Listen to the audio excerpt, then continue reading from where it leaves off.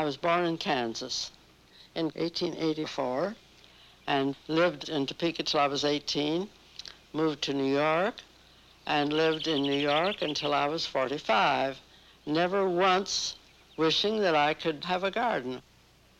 Then my husband, we had been married just a few months, and he said, would you like to live in the country? And without even knowing that I would, I said, oh, yes. And he bought this place, and we hadn't been here more than 10 minutes that I wasn't out there looking at the lilac bush and the apple trees and so on. And immediately I got thrilled about gardening. Knew nothing about it. Had a place twice too big, plowed up, and my brother and one or two other people told me what to do, and I did it for almost 15 years, according to the way everybody else was doing it, with commercial fertilizer and poison spray and plowing. Hired a man to come and plow, and the plowman was always late, and I was always dying to get out there and get things in earlier than I could. Now, this is how this happened, the way I garden now.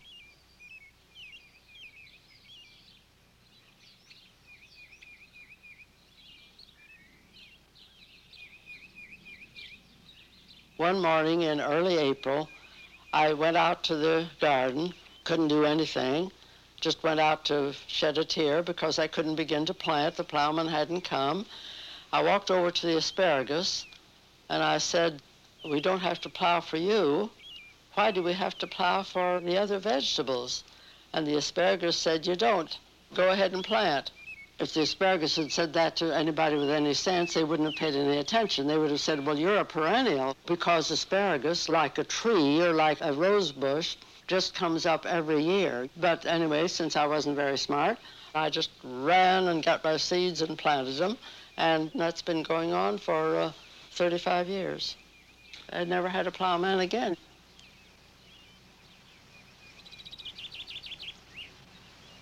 If I told you that the way I garden is very little work, you wouldn't know what I mean, because you don't know what I call very little work.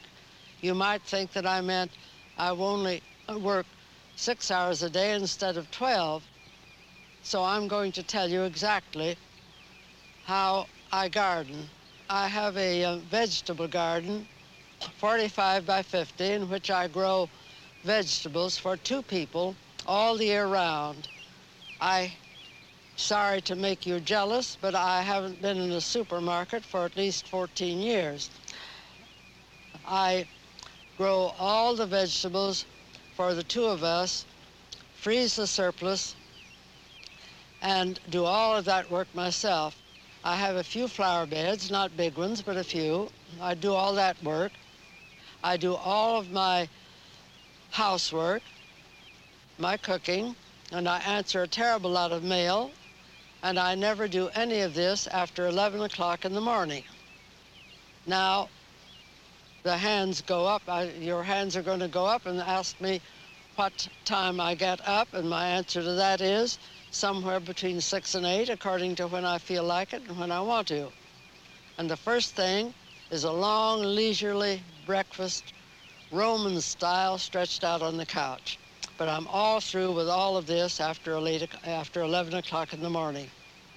The reason is that I never plow or spade or cultivate or weed or hoe or use a fertilizer or use a poison spray or use a compost pile or water. I just plant and pick. The reason that I can do all this is because I keep my ground covered all year long on hay mulch, which rots, fertilizes the ground, keeps down the weeds, keeps the ground soft, and that's all there is to it.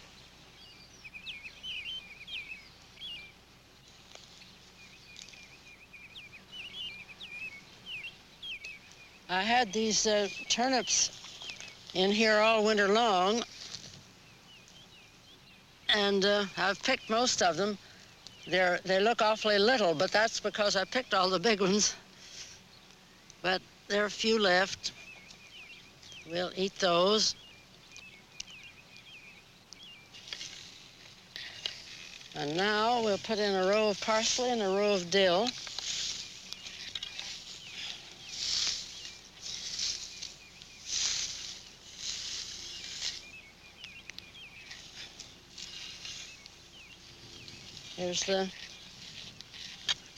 We eat them together, so we plant them together. Why not?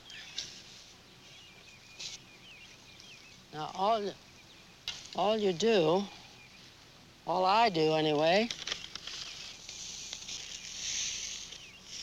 just sprinkle the seeds.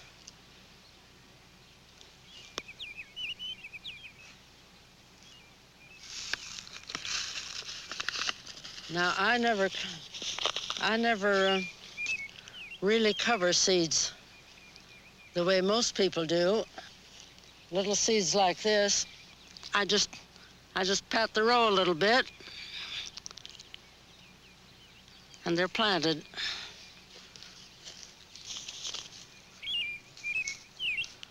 And the same with the dill.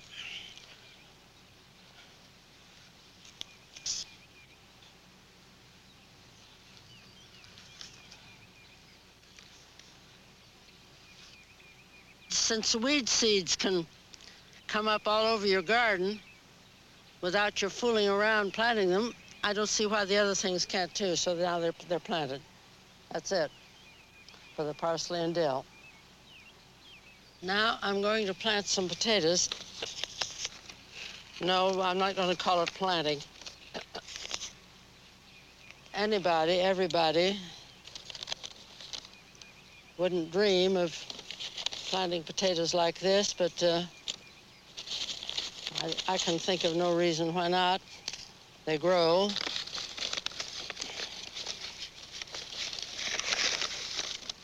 They come up and you get potatoes, and I guess that's what you want when you plant potatoes, is potatoes. Well, those are a little too close.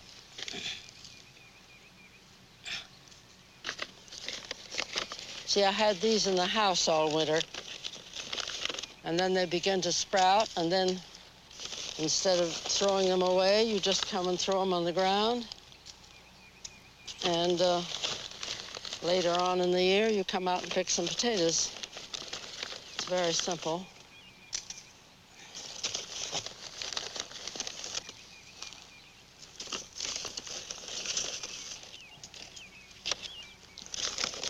I would be willing to bet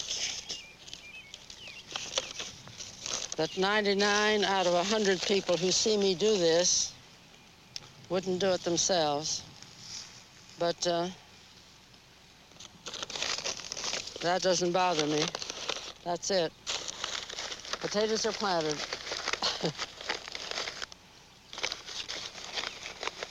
We're through with that job. Get some hay on top of those potatoes. Otherwise, they would just lie there and die. And we don't want them to die, so we'll do this.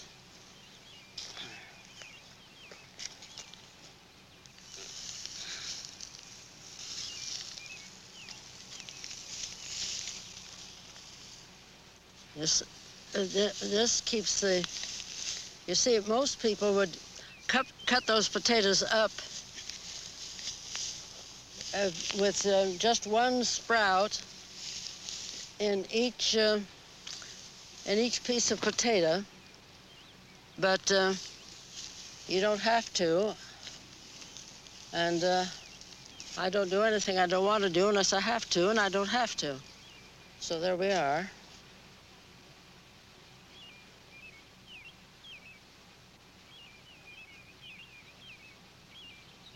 I'm covering these potatoes because if I didn't, the sun would just bake them and they would die. I just keep the sun off of them, and they will grow right through the hay.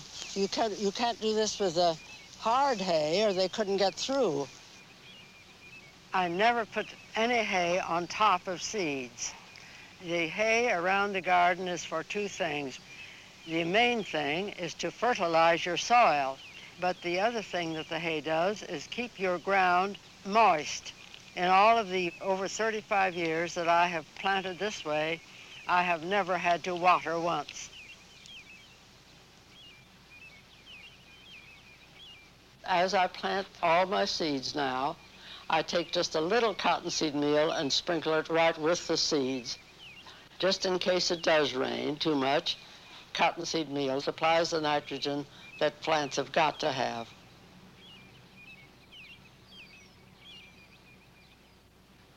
My father had a 40-acre farm, but he was superintendent of schools. He wasn't a farmer, really. However, he sold a few things like strawberries and so on. I was always top as a picker because I lived right there and I knew where the best ones were. My mother was a person who never told her 9 children what to do and what not to do. And she said, I just pay attention to my inner voice. And since I wouldn't think of doing anything that somebody else tells me, how on earth could I be so unfair as to go around telling anybody else what to do? Thee follow thy inner voice and I'll follow mine. My father was not as noticeable that way as my mother, but he also didn't interfere. My father said to me once, Ruth, it's good to think for yourself, but just once in a long time, couldn't you think like other people? And I asked him like who, and he changed the subject.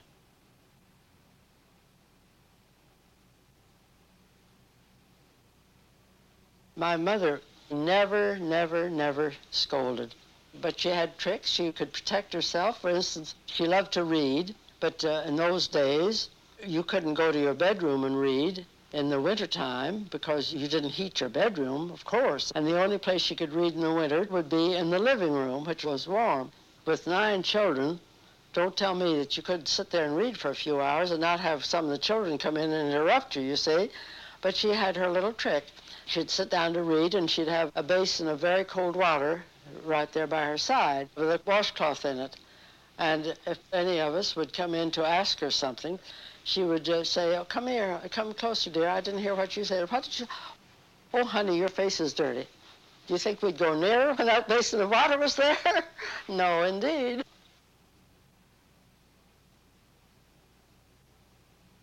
What I feel I know for sure is do what you want to do and don't tell other people how to behave.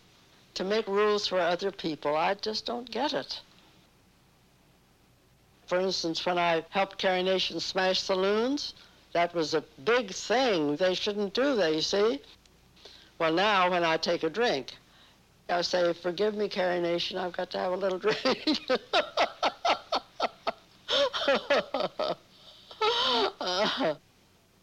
Yes, I helped her smash saloons. Carrie Nation was a woman who lived in Kansas, and in Kansas, it was against the law to sell liquor.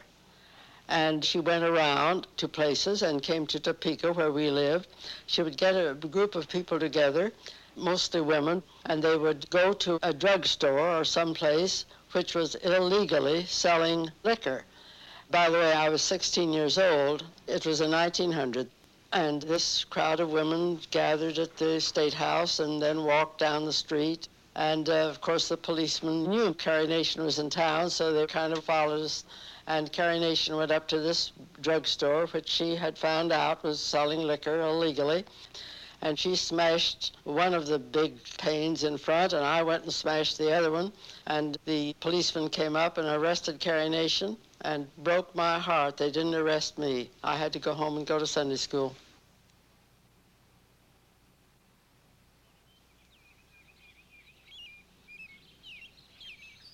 There's nothing dull about gardening, I can tell you that. You saw the raccoon cage. Well, for raccoons, that outside fence doesn't do any good. They just get over that and then eat your corn. They don't eat anything else but corn. And I got so desperate trying to protect my corn that my brother built that cage for me.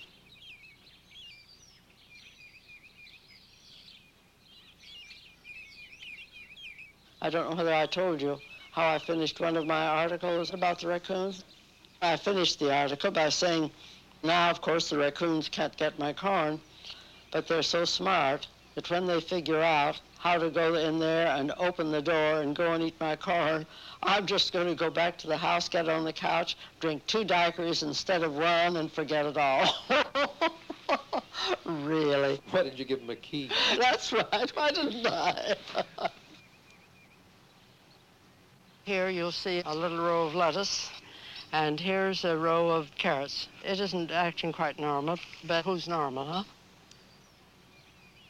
Now, the sweet Spanish onions are doing very nicely, and that little potato, well, it just came up, and we'll let it stay there, why not? And what's that? Another potato that just jumped there. Let it alone. What the devil is this? That's a weed. Out with it. It's fantastic what you can do growing your own things. It really is. And my rhubarb is just, well, I say to everybody, if you want a rhubarb root, please tell me, because I've got to get rid of some of it. It spreads and grows.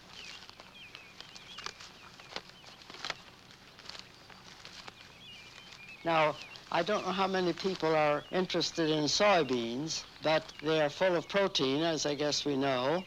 But almost nobody grows soybeans, because if you go and buy soybeans in a market, they don't taste very good. But if you grow your own soybeans, they are absolutely delicious. I've had 7,000 people from every state in Canada to come and look at the garden. I keep a book where they write their names, you see. I'll tell you right now, my husband has been dead for 15 years, and living alone like this, I don't know what on earth I would do if I didn't have this garden thing to write about, to help people with, to talk to garden clubs. I don't know how I could feel that I was doing anything that made it necessary for me to stay alive.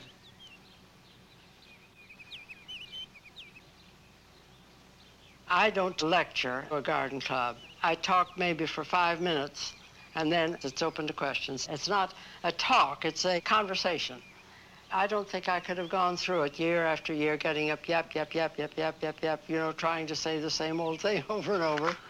When they ask me what I charge, I say, whatever you give your most highly paid speaker. That sounds conceited, but it is because I've found out that they give the highest amount to people who tell you how to put flowers in a vase, and I've got something more important to tell you than that. That's an art in Japan. What, dear? Flower arranging is an art in Japan. In Japan. Well, it would never, never occur to me to tell any other grown human being how to put some flowers in a vase.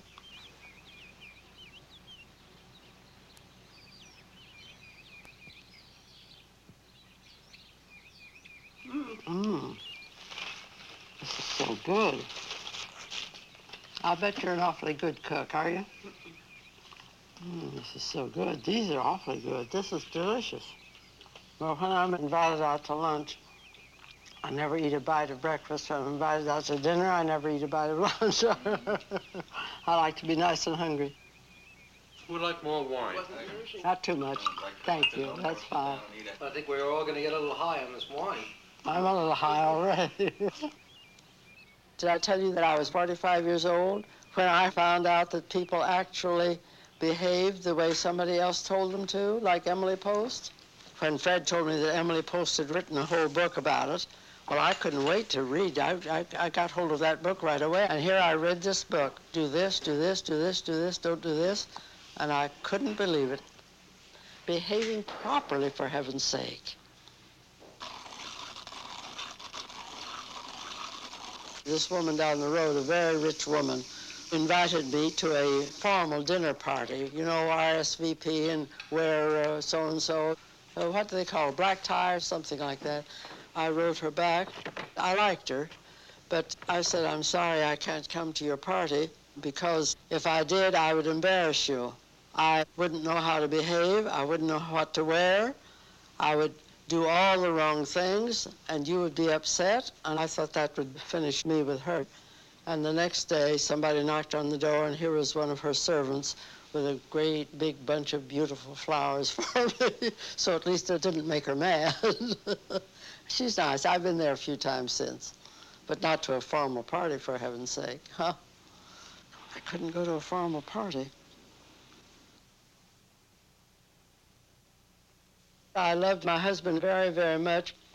I really mean it when I say that I'm sure that he is the only man in the world who could have stood staying married to me, because I always was out of order.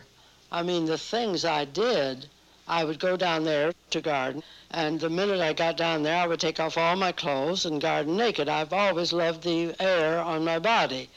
And I never said a word to Fred about it one way or the other. It never occurred to me to mention it to him. And I came back every evening around 5 o'clock and put my clothes on before I came back. And one day I came back at 6. And Fred was out in the barn doing his stuff. He made all these wooden things and so on. And shortly after I got in, he came in and he said, "Oh, you worked longer today, didn't you?" I said, "But how did you know?" I was just curious how he happened to know. And he said, "It was easy. As a rule, as the cars go along the road, after 5 o'clock, they just go on, but up until 5 o'clock, they kind of go very slowly and then look down where you're gardening." So I knew that you didn't come up until 6, because up until 6, they still stopped.